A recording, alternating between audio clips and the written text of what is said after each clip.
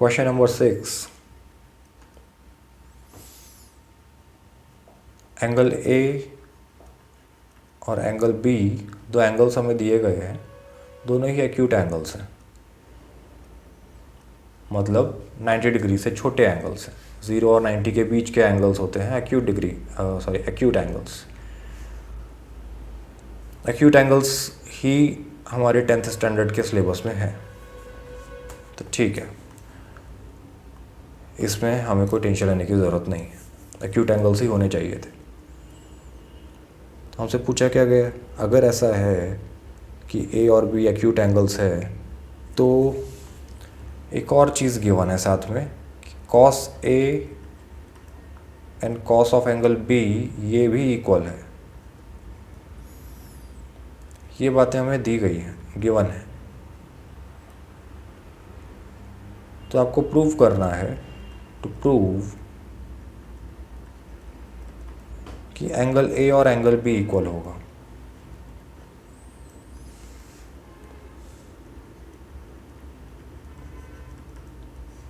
देखिए,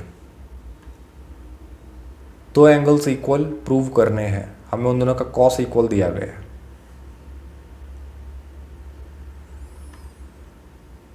से दो एक्यूट एंगल्स हैं, 90 डिग्री से छोटे हैं, तो एक इस तरह का राइट एंगल ट्रायंगल हमेशा कंसिडर किया जा सकता है,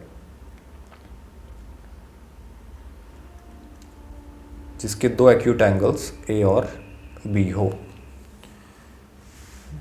ए और बी दिखाई दे रहा है इस ट्रायंगल में, दो एक्यूट एंगल्स हैं, तो हमने एक इस तरह का राइट एंगल ट्रायंगल कंसीडर कर लिया है, जिसमें एंगल ए और एंगल बी प्रेजेंट है। इस तरह से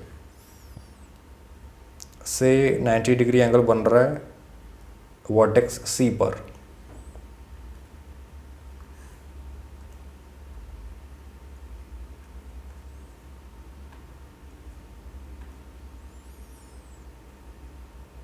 तो अब कॉस ऑफ ए अगर आप लिखोगे ए के करस्पॉन्डिंग, चलिए ए को मैं ब्लू कलर से मार्क करता हूँ, ये है ए, तो ए के करस्पॉन्डिंग आप परपेंडिकुलर देखिए, बी सी होगा, ए का ऑपोजिट साइड, एंगल ए का ऑपोजिट साइड, और ए के करस्पॉन्डिंग बेस ए सी होगा, बेस मीनिंग एडजेसेंट, तो एंगल ए का एडजेसेंट साइड दिखाई दे रहा है बी। हाइपोटेन्यूज से कंफ्यूज नहीं होना है, बताया था, हाइपोटेन्यूज तो अलग ही होता है, सबसे दिखाई देता है कि जो 90 डिग्री में पार्टिसिपेट नहीं कर रहा है। 90 डिग्री के दो आर्म्स, 90 डिग्री के दोनों आर्म्स क्या क्या होते हैं, एक होता है बेस, एक परपेंडिकुलर, तो हाइपोटेन्यूज का तो 90 डिग्री से कुछ लेना देना ही नहीं है, वो तो 90 डिग्री मतलब राइट एंगल के ठीक ऑपोजिट वाला साइड है हाइपोटेन्यूज, तो वो तो अलग ही पहचान में आ गया, ठीक है। हाँ, तो एडजेसेंट जब बोला जाए, तो एडजेसेंट का मतलब हाइपोटेन्यूज छोड़कर जो दूसरा एडजेसेंट है उसकी बात कर रहे हैं, तो ए का एडजेसेंट, एंगल ए का एडजेसेंट हुआ ए सी, तो ए सी को बेस कहा, तो कॉस ऑफ ए हुआ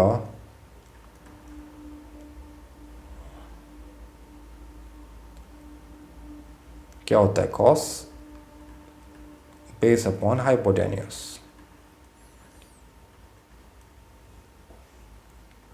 तो क्या है यहाँ से, base A C hypotenuse A B, इसे इक्वेशन 1 बोल दिया। सिमिलरली आप कॉस बी देखिए, एंगल बी के करस्पॉन्डिंग, इस बार मैं ग्रीन कलर यूज़ कर रहा हूँ, बी के करस्पॉन्डिंग एंगल बी के करस्पॉन्डिंग बेस कौन सा साइड हुआ, एंगल बी का एडजेसेंट साइड दिखाई दे रहा है बी सी ही है, तो ये तो हुआ बेस, इस बार ग्रीन कलर से बी लिखा मैंने, ये है बेस, और ऑपोजिट साइड जो है एंगल बी का वो हुआ बी के लिए परपेंडिकुलर, ये भी थे बेस एंड परपेंडिकुलर, ठीक है। तो देखिए एंगल ए के लिए जो बेस था, एंगल बी के लिए वो परपेंडिकुलर है, ठीक है, और एंगल ए के लिए जो परपेंडिकुलर था, एंगल बी के लिए वो बेस बन गया। तो अभी तो हम एंगल बी के लिए लिख रहे हैं कॉस ऑफ एंगल बी, तो कॉस ऑफ एंगल बी क्या हुआ, base upon hypotenuse.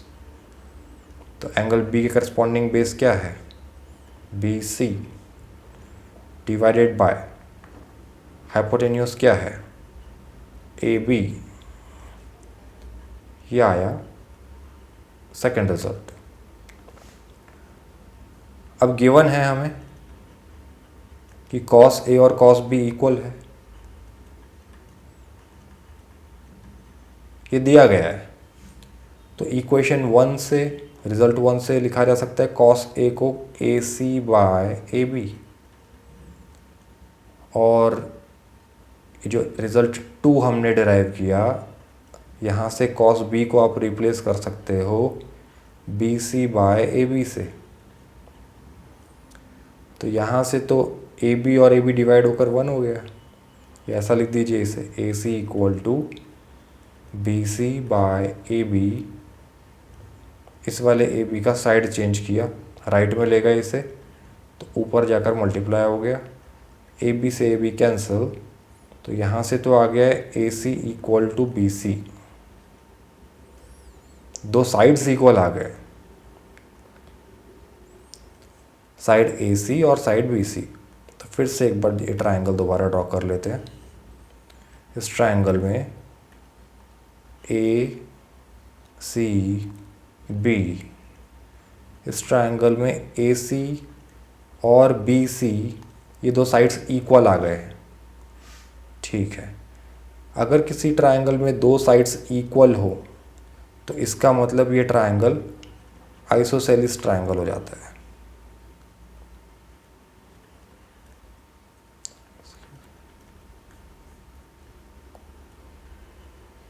Isosceles triangle, और आइसोसेलिस ट्रायंगल की प्रॉपर्टी होती है angles opposite to equal sides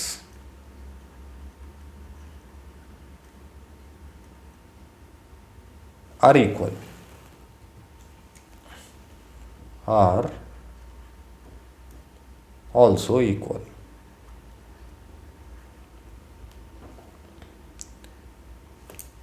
Excuse me। तो angles opposite to equal sides are equal, ठीक है। तो यहाँ देखिए इक्वल साइड्स हैं, ए सी और सी बी मार्क किया है जो। तो ए सी का opposite angle angle B, B C का ऑपोजिट एंगल एंगल ए, ये दोनों एंगल्स इक्वल हैं।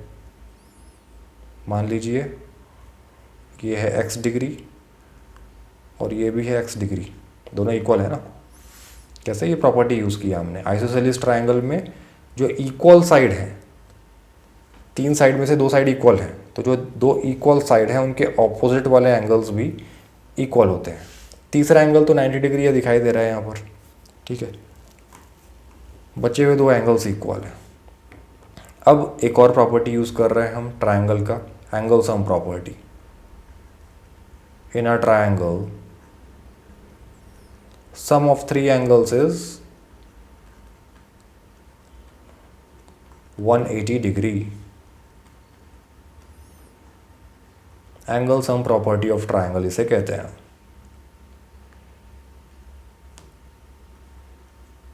तो एंगल ए को हमने x डिग्री कहा, एंगल बी को x डिग्री कंसिडर किया, एंगल सी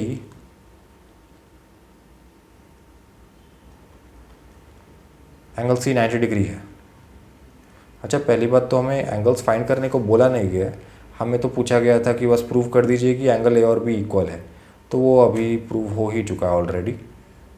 बस अगर वैल्यू और फाइंड करने को बोला गया होता तो ये प्रोसीजर फॉलो कर सकते थे। क्वेश्चन ऑलरेडी सॉल्व हो चुका है, क्वेश्चन में बोला गया था प्रूव कीजिए एंगल ए और बी इक्वल है, तो वो हमने ऑलरेडी प्रूव कर दिया। एंगल सी देखिए, एंगल सी 90 डिग्री है, equals to 180 degree. X degree plus X degree 2x degree plus 90 degree equal to 180 degree. 90 degree को ट्रांसपोज कर दीजिए, ये बना 180 degree minus 90 degree, 2x degree equal to 180 minus 90 होता है 90 degree. x degree equal to 90 degree by 2 बना, 90 को 2 से डिवाइड किया तो 2 45 ज़ा 90, 45 का डबल होता है 90। तो यहाँ से x डिग्री आ गया आपके पास 45 डिग्री। ठीक है, अगर कैलकुलेट करना होता तो बताया जा सकता था कि एंगल ए और एंगल बी इक्वल है और दोनों 45 डिग्री के इक्वल है। ठीक है, बाकी क्वेश्चन तो हमारा पहले ही सॉल्व हो गया था कि जब, हाँ ये हमने यहाँ लिखा था जब कि angles opposite to equal sides are equal, तो यहीं से बात समझ में आ गई थी कि दोनों एंगल्स, एंगल ए और एंगल बी इक्वल है।